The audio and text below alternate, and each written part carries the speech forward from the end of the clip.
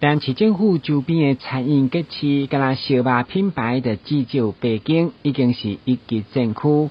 3年前嘛选定者投资的高明花，虽然拄到疫情冲击，不过一直拢有经营梦想伊坚持落来。现在自创品牌，伫4月3號正式開播。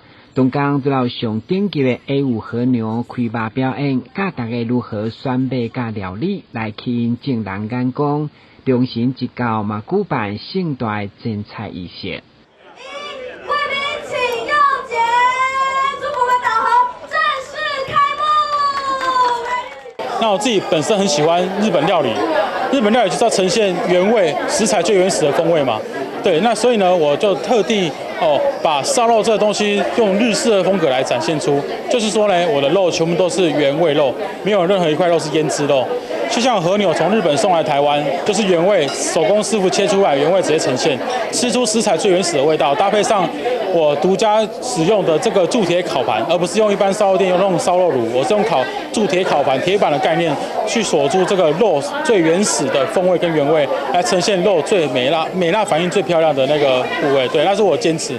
為了讓民眾食到牛排原汁原味，該餐廳引進的原肉，這是前總統李登輝所成立，也是台灣唯一研發本土和牛的產業公司，由牧場甲餐廳聯手進軍台南市場。李前總統就把那個19隻放在花蓮，在那邊養育，現在大概有200多隻了。那當然很難得了。那今天這邊來跟這個餐廳一起合作，我覺得非常光榮，也非常愉快。希望這個合作能夠成功。並且聽說，台南人很喜歡，吃牛肉飯、牛肉湯。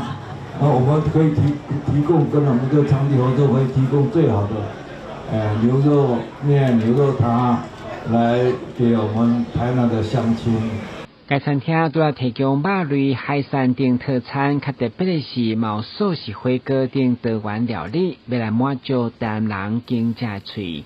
台南新聞管制採訪報道。